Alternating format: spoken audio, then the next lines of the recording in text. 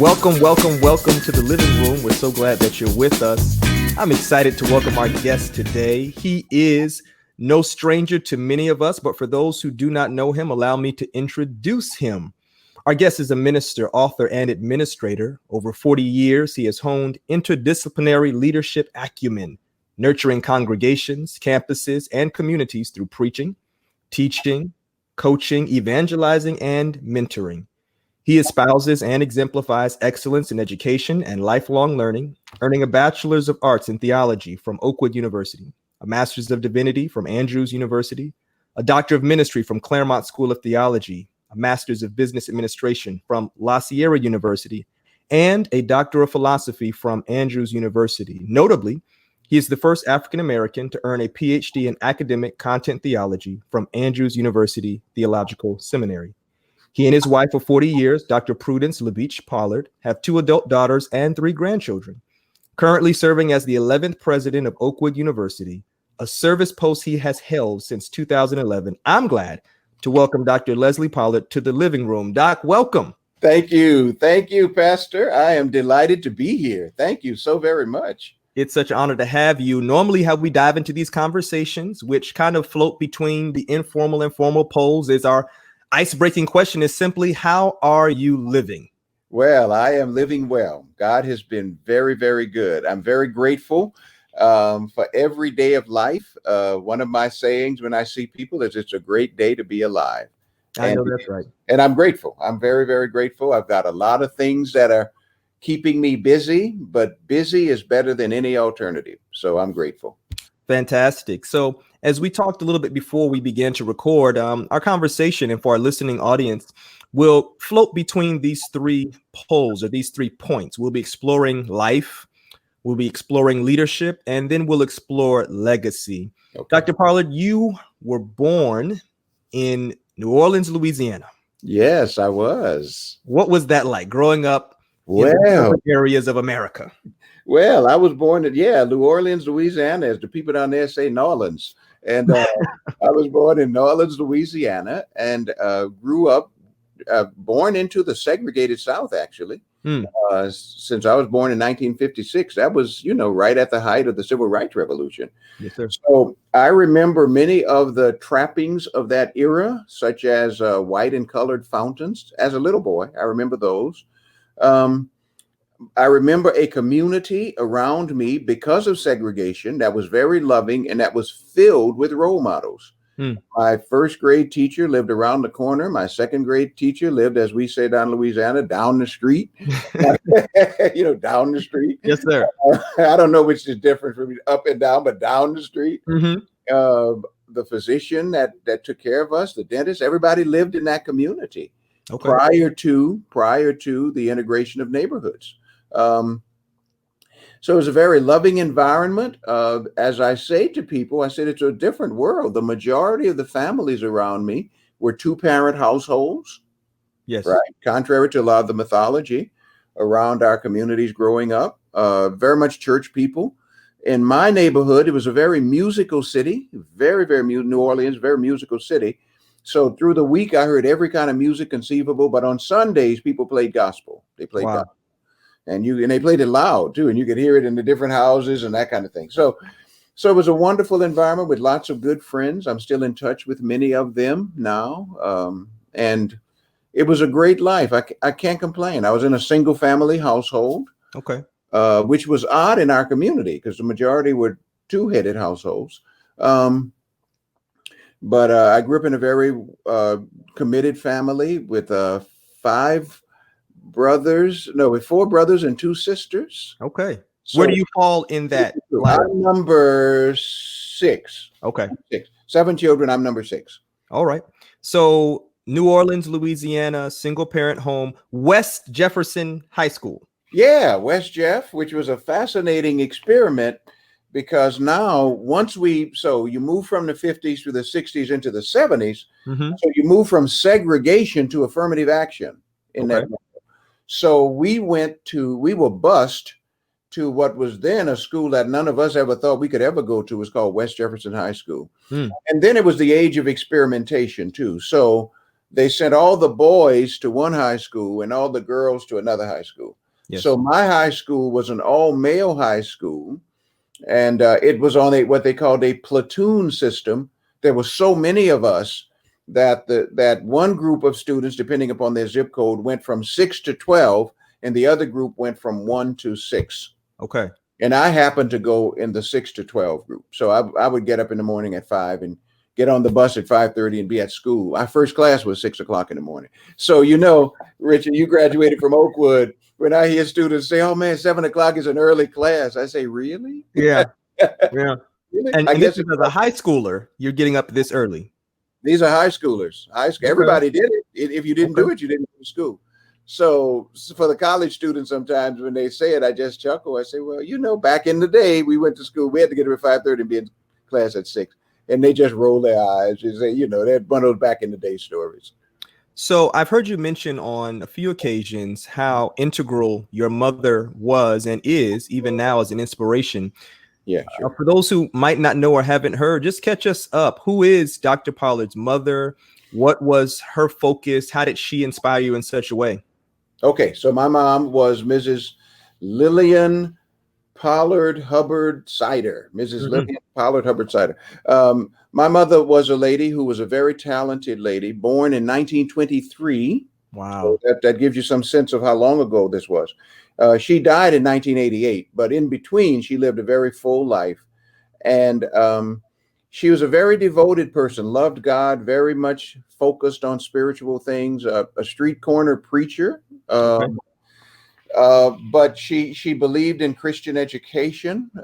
She had been raised in the church, had left the church, came back to the church. When she came back, she wanted to make sure that my brothers 6 and 7, that we went to Oakwood University. Okay. And so she took me one day in 1974. She brought me to Oakwood, and she had saved up her money. She worked as a janitor. She made $2.75 an hour in 1974. Wow. And she took me to Oakwood. And for those who know the Oakwood territory, on Cunningham Hall at the steps, she and my brother, my older brother, dropped me off. He had been in the Army, so I had an army chest with my little belongings in it. And she gave me $501 bills, because that's what she had been saving. She had been saving her money. Wow. And she said, "Son, if I had more, I would give you more, but God will give you the rest." And I've never forgotten hearing her say that. And we had prayer together, and I started up the steps, and they got me in the room. And the rest, as they say, is history, because God did give the rest in just dramatic and remarkable ways. So my mother was a woman of deep faith, and she had a gift for letter writing. Okay. So it's difficult to read her letters without me crying sometimes, even now, because they were so well written, so grammatically correct.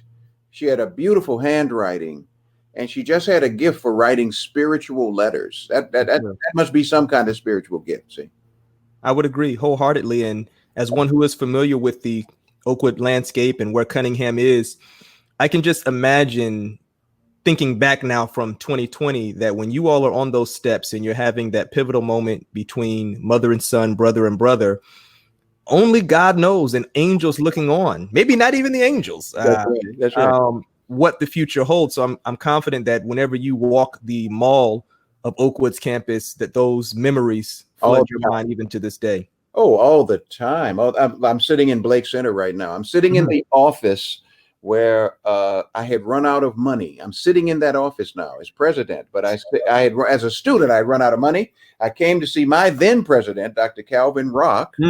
And I said, I was saying goodbye to him. I was in the last quarter of my final year. I would have been graduating in June. Wow. In March. I had run out of money, and Mama didn't have any money. Nobody had any money. And so I said to Dr. Rock, "Doc, thank you so much. You've been such a wonderful influence on me, and I'm going to go home, and I'll come back in the fall and try to finish."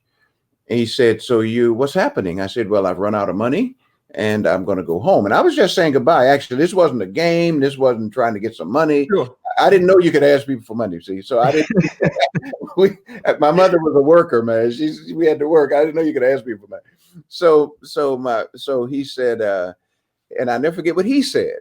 He said, so you're going home your last quarter? Don't you graduate? I said, yes, sir, but I don't have the money. So I'm going to go on home and work and then try to come back. Hmm. And he said something I never forgot. He said, but you might not make it back. Wow. Wow. He said, you might not make it back. And now as president of the institute, and he gave me a scholarship. He gave me a note and I took it to Mr. Hampton. Anybody remember Mr. Hampton? He used to work at Pine Forge and all that kind of stuff. Mr. Hampton, who was our business manager. And it said, give him a scholarship for $400. Wow. And with that $400, I was able to graduate. Now, as president, I have relived that so many times with students. Right. So many times students have come to me and we've been able to help them from this position as I was helped.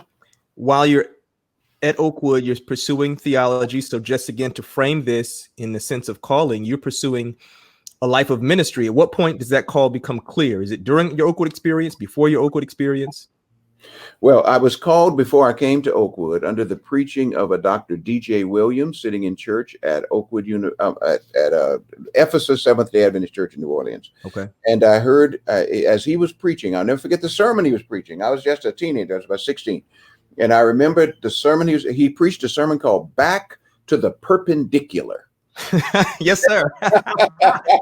Yes, sir. Yes, sir. All right. He was talking about the cross. He was, in fact, Dr. Williams died. He was a much elderly man. He died last year sometime, but maybe even earlier this year. But Dr. G.J. Williams, he's the one who told me that you're going to Oakwood. He said, you want to be a minister? And I heard God call me when he was preaching. He said, that's what you're going to do. You're going to be a minister. And so I told Dr. Williams about that. And he said, oh, he said, so where are you going to school? I said, I'm going to Southwestern Adventist University because it's in our conference. He said, oh, no. He said, if you're going to be a minister, you need to go to Oakwood. So, and of course, that was life-changing for me. He sent me to Oakwood. And back in those days, the ministers called. He knew everybody. By the time I got here, he said, yeah, you're the young man Dr. Williams called about, and on and on and on. So that's how I came to Oakwood, because of the influence of a gatekeeper minister. Yes, sir. Ministry to a gatekeepers. So you arrive on Oakwood, and you did not only leave with an education. Let the church say amen. Amen to that. God blessed you in another way. He did. So I was going to be a minister, but then I kind of got cold feet about it and said, I don't want to do that. So I took up education. You know, God has a sense of humor, right? Yeah. So I took up education. I said, I'm not going to be a minister. I'm going to go into education. So he routed me through ministry for 20 years, and then took me into education anyway. But while here in Peterson Hall, I remember going to worship one evening after I'd been here my sophomore year, as a matter of fact. I remember going to worship one evening, and I heard a young lady during Black History Month at Oakwood. They used to give us one worship a week when we could go to the residence hall. It'd be co-ed worship. Yes, sir. So I went to Peterson, and I heard this young lady recite God's trombones, and she did it all from memory. And I said, who is she? And somebody told me, they said, her name is Prudence. She's from New York. I said, really? I said, okay. So I said, I'd like to meet her. She was brilliant. I mean, to recite this whole thing in it. And it was very dramatic. It wasn't just standing up at the mic. It was actually dramatic. And so, and we met and began talking, found out that we had just a ton of things in common. Sure. She had been born in Jamaica and raised in New York City. And I was, of course, born in New Orleans. And but we found that we had so many things in common. Probably the biggest thing, though, was that we both wanted to have homes. She was in a single parent household, too. Wow. We wanted to have a home where God was put first. That's what we didn't know it. But back then, Richard, we would have said we both wanted to break the cycle. We just didn't know. We didn't know the language of any of that. But we wanted to have a home where God was first. And 41 years later, here we are working for Oakwood University. She works as a vice president here. Yes, sir. Under our provost, who does a tremendous job for us, our provost. And she works as vice president for research and faculty development. She earned a PhD in evaluation, measurement, and research design. At the time she earned that degree, there were only 3 Black people in the world who had that degree. It's an incredible thing. Mathematics, statistics, and all of that applied to research and leadership. That was the area that she actually studied. She's certified as a senior professional in human resources, has a master's in public health, and is a registered dietitian as well. So she's quite a formidable professional, and we both use our talents to advance God's cause. That's our highest calling. That's our calling. So you and Dr. Pollard are married 41 years. You have 2 daughters, 3 grandchildren. I want to go back to, again, the 2 college students. You all meet, you're courting, you're conversing. At this point, you might have some initial inspiration concerning the future. I want to connect this question with a gentleman that we were both blessed by, and so many others who will be listening to this will know the name, Dr. Frank Hale. Oh my goodness. Former president of Oakwood University, then college, instrumental in leading many. I mean, just the half has not been told, from Kansas to Ohio and around the nation even. He's told me something maybe 3 or 4 years before he passed. He said, young Martin, there is power in the pen. Yes. People will forget what you say, but they will remember what you write. You know, Dr. Hale believes in the pen. So you and your wife, this is where I'm going with it, have obviously embodied that and several other principles that have motivated and fueled and moved you all toward excellence in academia. Who were some of your mentors? Did you know from the time you were on those steps in Cunningham that you would go on to finish a master's, another master's, one doctoral degree, another terminal degree? Or was it did it unfold in time? I say this because there might be persons listening who listen to your biography, listen to you as you, in a very powerful way, acknowledge your wife and her tenure and her legacy. And they might think, that'll never be me, or I can never afford that. Yeah. Walk us through the journey behind where you are now. Okay. So thank you very much for that question. And yes, to Dr. Hale. Dr. Hale is one of my mentors and role models. As a matter of fact, Dr. Hale told me about you. Wow. Before I came to Columbus, he said, there is a young man that you must meet. And he began talking about you. He loved you and he esteemed you. He said, Leslie, you must meet this young man. As you know, I did Dr. Hale's funeral. So yes, sir. I remember that. We were very close. Dr. Hale was just a remarkable renaissance, an intellectual revolutionary. Definitely. I wrote a couple of chapters for 2 of the books that he did toward the end of his tenure, his life. And I can't say enough about him. And I've been blessed, Richard, to have, as I come to your question, I've been blessed to have wonderful role models in my life. I mentioned a few: Dr. D.J. Williams, Elder Calvin Mosley, for whom the Mosley Complex is named. I wish students today could have sat in one of his classes. In a Bible class, he would weep over the class as he talked to us, and out of concern that we become all that we could be, etc. And I can just think of hundreds. I think the great female role models in terms of oration and oratory. Dr. Sylvia Barnes. This generation may not remember her, but just a precisionist in her use of the English language. And I can think of so many. Oakwood is a place that is replete with role models. Did I know when I stood on the steps of Cunningham Hall what God had in store? No, I didn't. God did it. I knew this. I knew that from as a little boy, I had an insatiable curiosity about almost any and everything. And my wife and my sisters, my older sisters now, who are in their 70s, they tell me that we knew this would happen because you always asked questions, even as a little boy, and how things worked. Why is this like that? So tell me about that. She said there were times when I would sit with older people and I didn't realize it, but I would be interviewing them. So you've been to Spain? What's in Spain? What are the people like? Did they like you? I remember one gentleman, he said, I guess I'd asked him so many questions. He said to me, I must have been 5 or 6. He said, he was a black man. Now, remember now, this is 1950s and late 60s, early 60s. He said, well, let me just answer your question. I've been around the world and I've shaken everybody's hand twice. I said, this is what my sister tells me. I said, I don't remember it. He said, why are you saying I said, not those white people. Oh no. Who knows? You know, you're a child. Right. A child thinks what they think. So I didn't know, but I knew I had an insatiable curiosity. And then I had great role models. And I'll never forget a gentleman by the name of Elder Earl Canson, who has passed away now. Elder Canson was one of my mentors out in California. And he said, Leslie, he said, he got a group of us together as young ministers. He said, young men, he said, you can go anywhere in this ministry you want to, but you will have to write your way to it. You can't preach your way to it. Wow. Say that again. Say that again. You'll have to write your, see, this is in Dr. Hale's same direction. Yes, sir. Generation. You have to write your way to it. He said, if you love theology, then you got to write to theology and publish to that. He said, if you love stewardship, you got to write to that. If you love youth ministry, you've got to write to that. So that when people think about that, they think about you. Sure. He said, because that's what they'll remember. Then I had Dr. Jeff Brown, whose father is one of the great legends in England. Jeff Brown works for the General Conference of Seventh-day Adventist and is in a ministerial, in the ministry magazine area. His father heard me preach one day in England. I was doing a week of prayer.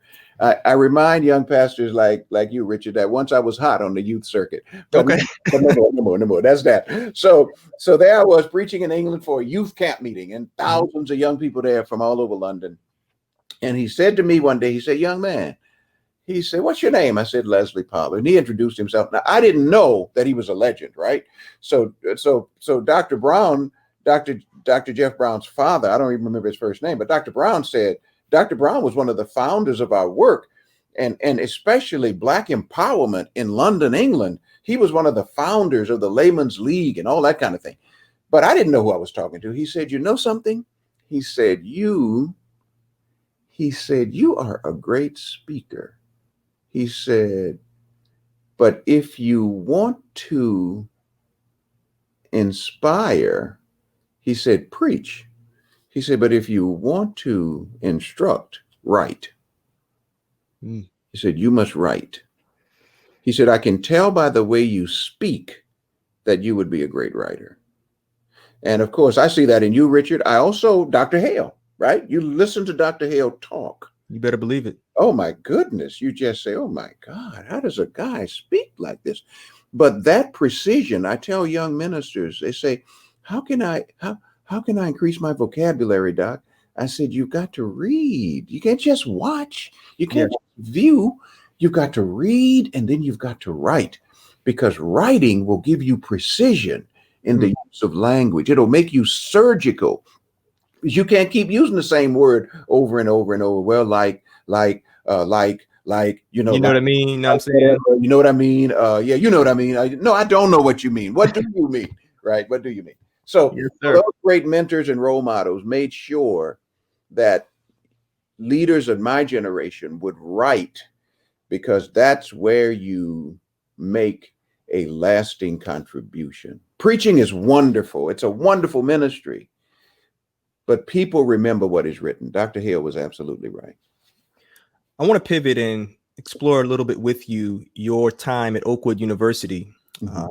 By necessity, those will kind of extend to other previous posts that you've held. Sure. My first question would be, just briefly, what are some myths or misunderstandings that you've encountered in your time as president of Oakwood of what comes with the office of a president of a university, not just of Oakwood, but as you engage other presidents around the nation? I'm sure that people have a set of assumptions about what comes with it and what you should be doing versus reality. What are a few of those that you could share with us? As you asked that question, Richard, I've never told this story, but on the lighter side, before I get to the serious side of your question, on the lighter side, somebody asked Bill Clinton that question too. What's it like being president of the United States? He said, well, you know, he got that Southern accent, right? Right. He said, well, it's kind of like standing in a cemetery. And the person looked at him, he said, you got a lot of people under you, but nobody's listening. Mercy. Leadership humor. That's what Bill Clinton said when he was asked about being president of the United States. Well, so one of the myths is that as a president, you have all this power, all those people. And that tells you that they don't understand higher education. The word college comes from the Latin word collegium. The notion that This is a collaborative enterprise. See, so they think that. So that's one of the myths. They think that you got a lot of power. And in Christian education, they think you make a lot of money. And of course, everybody knows you don't make a lot of money. But Right. I think they know that. I think that's probably one of the biggest myths. But part of what a college president has to do is to lead the institution through the vision casting that will get it to the next level of its existence and its outreach and its ministry. Now, academic institutions are not known for being nimble and flexible because they don't have stakeholder bases that demand returns on investment and those kind of things. And I like to say to people, there's a reason that education has been around when other industries have died, because it's lasted for more than 1,000 years, because there's a constancy about it up until the 20th century. So once the 20th century landed and for-profit education was launched, it put every president of every liberal arts university on notice that you are going to have to be able to rapidly deploy consumer-oriented education that addresses the needs of population groups, and especially the workforce and employers.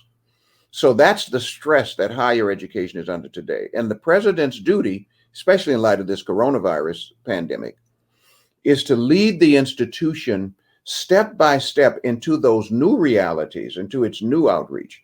So myths around power and all those kind of things, I spend a lot of my time collaborating with colleagues. Sure. Another myth is that the president runs everything in an institution. In fact, I have vice presidents and directors. There's a whole organizational structure through which the work is accomplished. Yes, sir.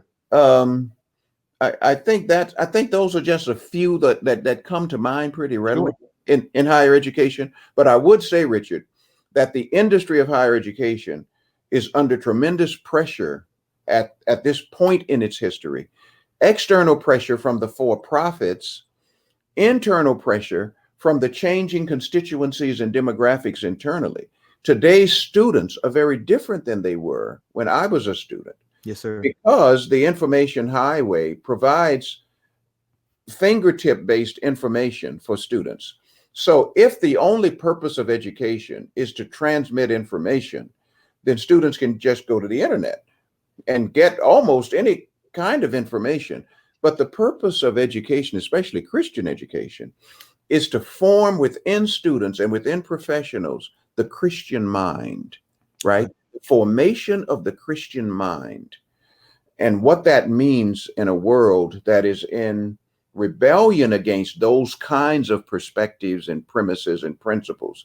How do you form the Christian mind? And you do it through education, so that when the student comes out, the student has all the skills needed to function in the workplace. But the workplace, the skills are just a platform for the extension of the Christian ministry. Yes, sir. That's what the skills give you the ability to do the ministry. But the goal is not the skills themselves. It's not in Christian education. Speaking of Christian education and from a leadership perspective, one thing that I also would offer that is probably underestimated or in many regards not even considered is that in Christian education leadership, and this is not to discredit those who do not lead Christian educations, but specifically in that context, there is a nurturing component to leadership. Yes, and I remember having a conversation with some peers who didn't go to Oakwood, and I asked them, I said, have you ever seen your president? They said at commencements, at convocations. I said, you've never seen them walking around campus? They said, no.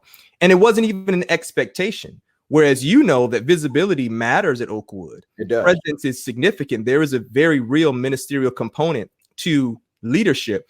And I'll never forget, I think it was your first or second year. The first half of my Oakwood experience was with Dr. Baker. And second half, you came in, and you remember there was that very sudden end of the year tornado that hit. Yeah. And I mean, it was sudden. 2011. Yes, April of 2011. And I'll never forget, you remember rounding up the student body by the monument of service? I You're do. standing up on top, they give you the blowhorn. And it was a moment of, rejoicing in the midst of very real uncertainty. Students were trying to get home. We didn't know whether or not we were going to take finals. And you said Graduation had to be deferred. I remember all of that. Mm-hmm. I mean, this is you're a new quote unquote president. And so I think everyone would love a honeymoon period to extend, 3 or 4 years. But I mean, it's like trial by fire. And you said, we've met as a leadership team, and you laid out your decision making. Of course, the students, as you'll recall, they rejoice. Many rejoice. Right. But what I saw as a student through all of that was that you rose, as well as your team, to that occasion when it could have been very easy to say, we'll make decisions, but we'll remain private. We'll just write an email or something like that. But you all came out and were present.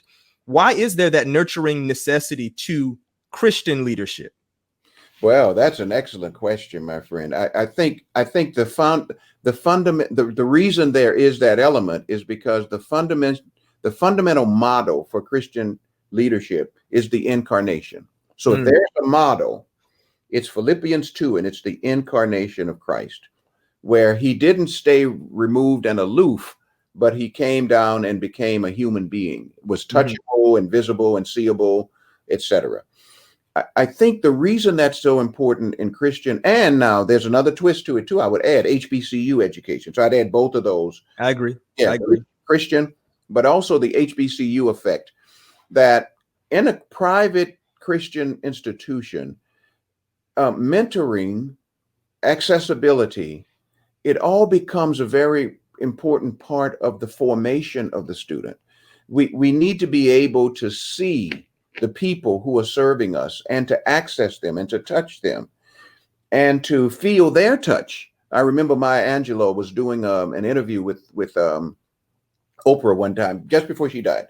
And she was talking about the problems that we're having with young Black men and the problems in terms of reaching young Black men. That's what she was concerned about. Urban young Black men. Why aren't we reaching them in larger numbers? That was the topic of conversation. And Mrs. Angelou said something that was very interesting. She said, Oprah, the reason we're not reaching them is because we're not touching them. Wow. And Oprah said, but what do you mean touching them? She said, we do this, we do that, we provide this service. She said, no.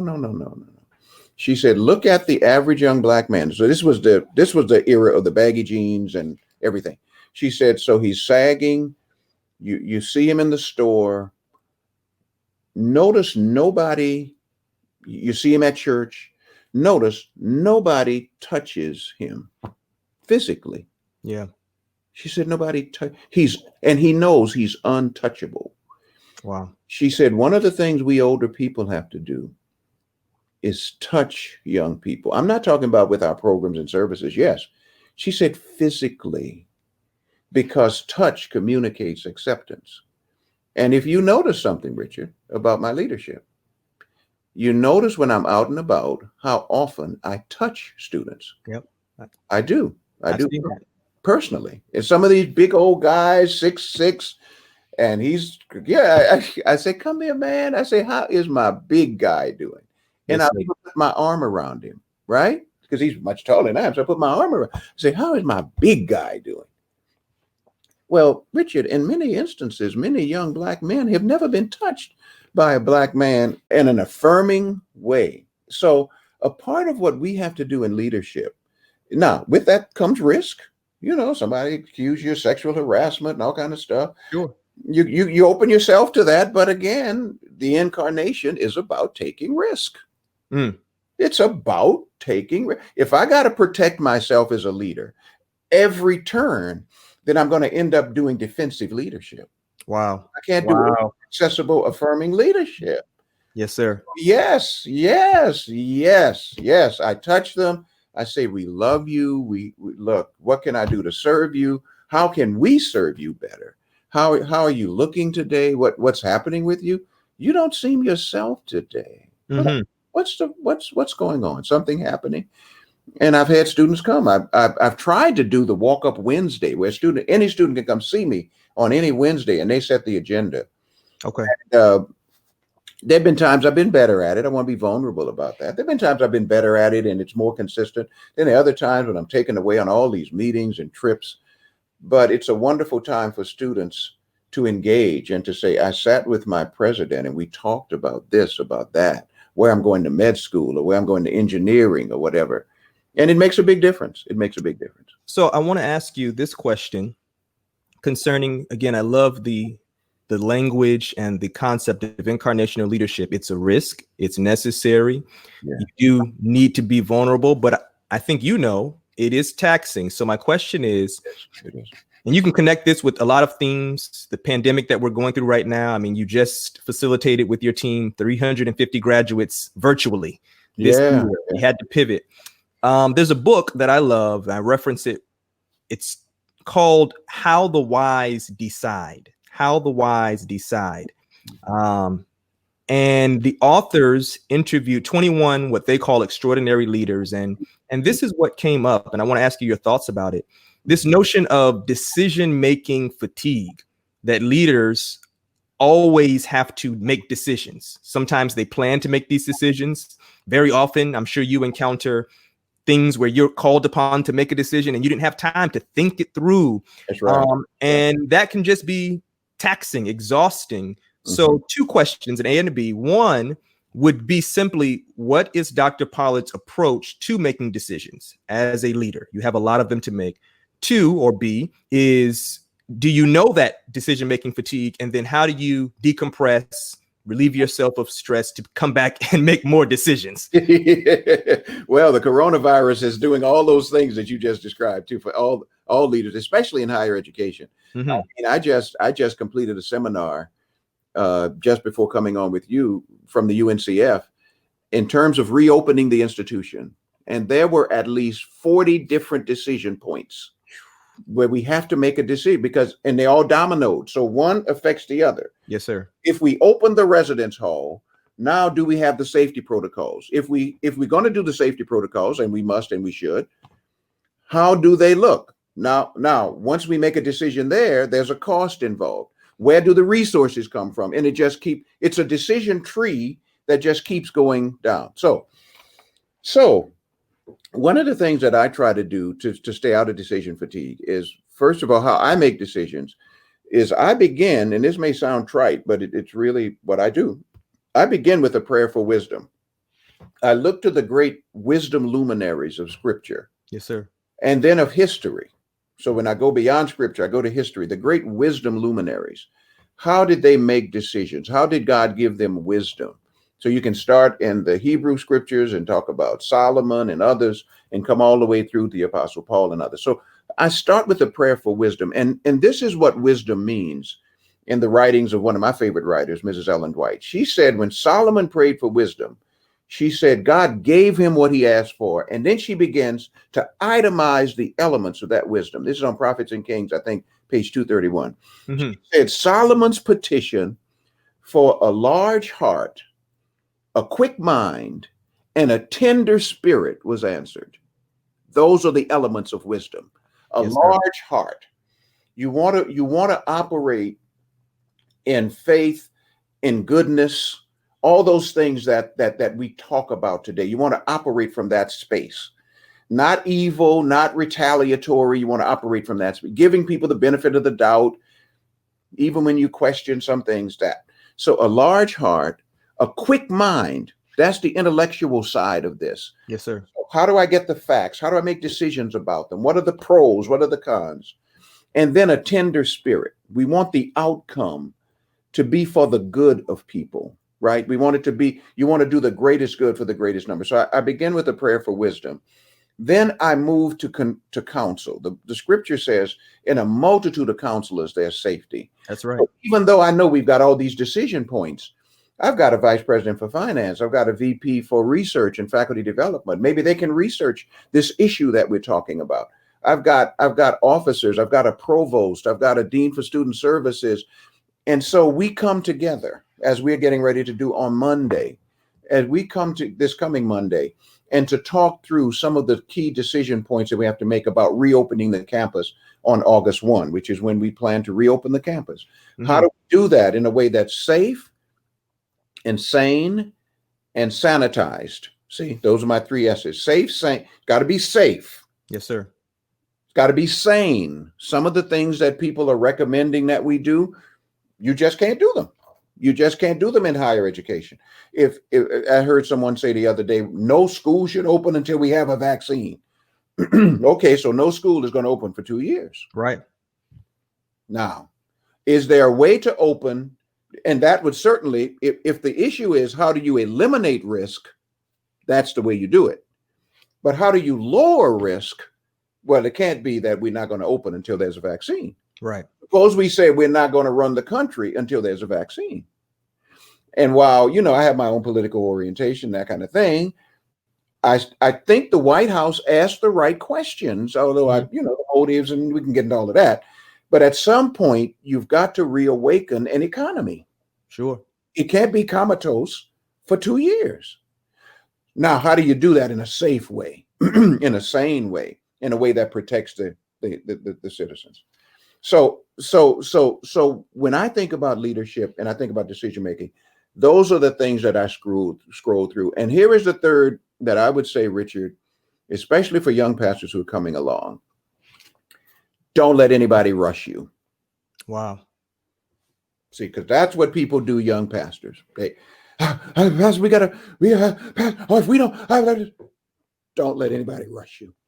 Because in the end, if you make a bad decision, that person who rushed you, they're not going to be around. No. You can't find them then. You say, well, what happened to all those people who were rushing me? You can't find them then. Don't let anybody rush your decision-making process. Yes, sir. Take the time you need to make a good decision, the best decision that you're capable of, recognizing that every time you make a decision, you're making it on all of the evidence that is available to you at the moment. Mm-hmm. Everybody. So now I'm going to meddle a little bit. They say preachers like to meddle. Yes, sir. So I just saw a thread the other day where everybody was talking about how behind the times the church was.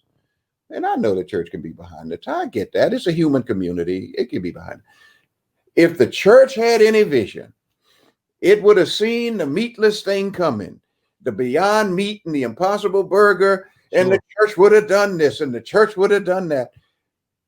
I sat there and I said, okay, where were you when Loma Linda Foods couldn't make its payroll 25 years ago? Have mercy. Where was all this hindsight? Anybody can have 20/20 hindsight. That's true when people say that. Yes, sir. But it's, can you make the decision now that 20 years from now is going to get you to that point where it's not Impossible Burger, but it's whatever, Oakwood Foods or whatever it is. What you do now will get you to that, because that didn't happen overnight.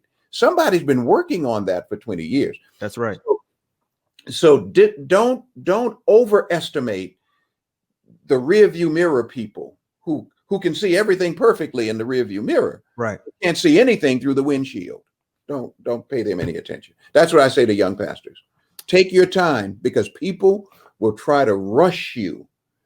And whenever someone is rushing you, look for another agenda. Yes. Just look for another agenda. Say to yourself, what else might be at work here? What's underneath the verbiage and the narrative that they're presenting? Yeah. Why so quickly? Why do we make that? We need to decide today. Do we? Why? Well, it's been like this for 5 years. So if I took another couple of days, that's going to be fatal. Right. Is it all going to come tumbling down? You told me down because you think I need to make a decision like in 10 seconds? Right. Yeah. Right. That helps a lot. I know that there are leaders who will be listening to this, and even maybe those who are not in positions of leadership, who might be sensitized a little bit more to those that they refer to as leaders, whether it's pastors, bosses, whoever, and have a greater appreciation for that. We're coming to an end, Doc, and Dr. Pollard, and I want to ask you just a few more questions. You studied one of the great apocalyptic books of the Bible, Revelation. Revelation. You explored loipos, remnant, in contexts of judgment and salvation. Anybody out there is interested in a nice, casual 500-page read, I think it's somewhere online. Take your time. I think you'll have fun with thousands of footnotes. Yeah, exactly. I remember you shared with me during my seminary time that one of your advisors, teachers, they upped your book reading count to explore that research, and I have it as a part of my collection. I peek at it. I haven't read all 500 pages and footnotes, but I've peeked at it. So I want to ask you this, Doc. Reading it. Thank you for reading it. When you read and reflect on Revelation, as you've done for decades now, how do you comment on the times in which we're living? Global pandemic, imbalance of justice in the nation, around the world. What do you see? It's one of the greatest. You spoke about hindsight. Prophecy is 2020 foresight. God has foresight. He's given us a peek into the future.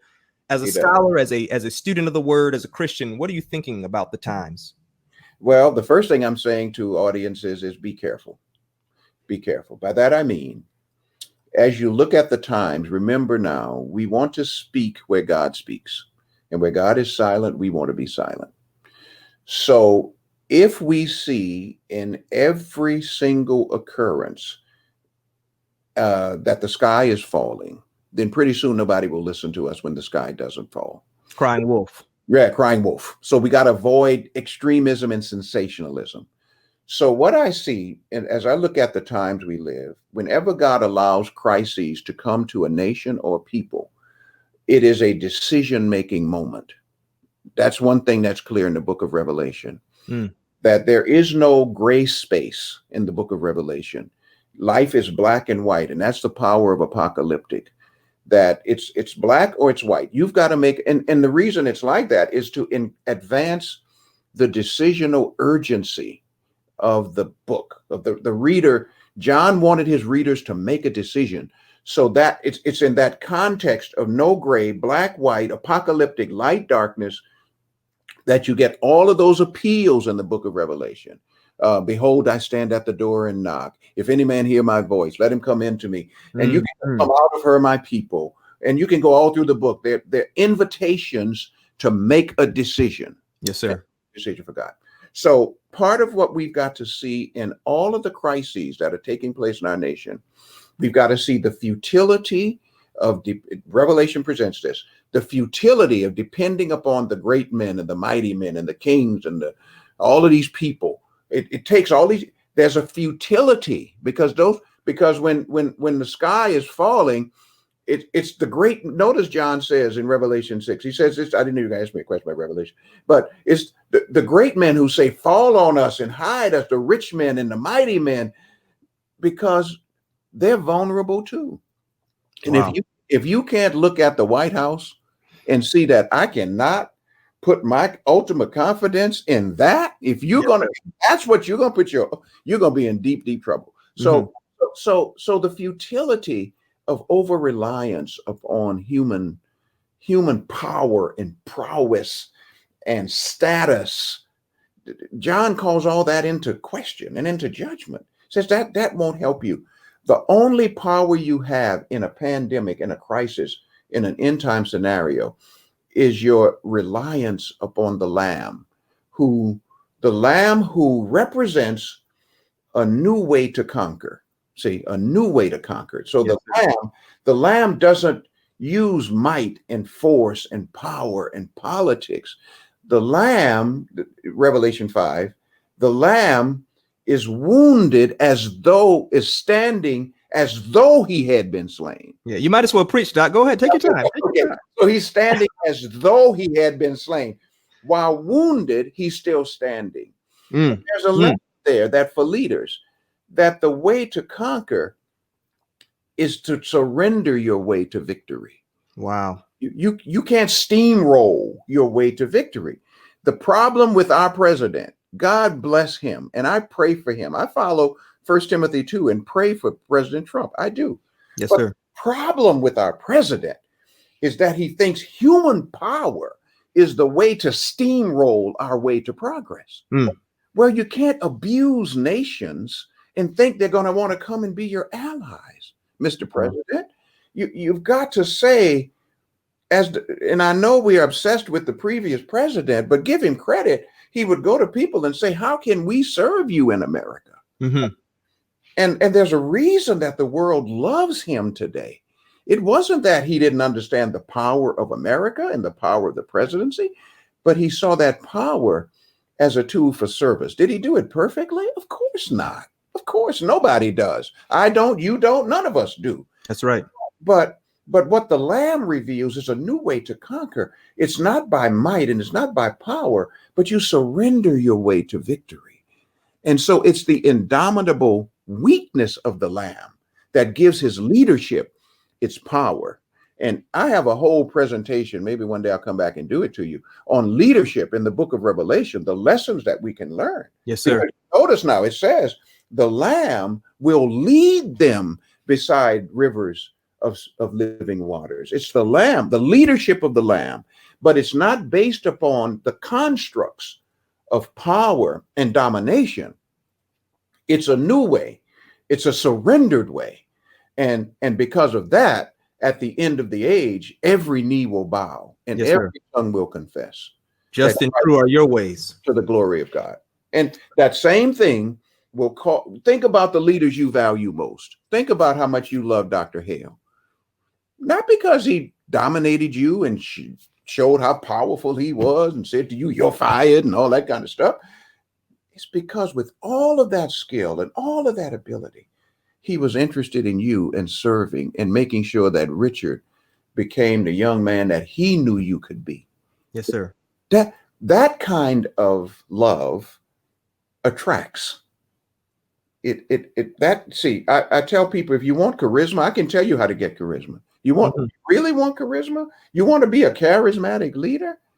You combine competence with humility. Wow. Competence plus humility equals charisma. Yes, sir.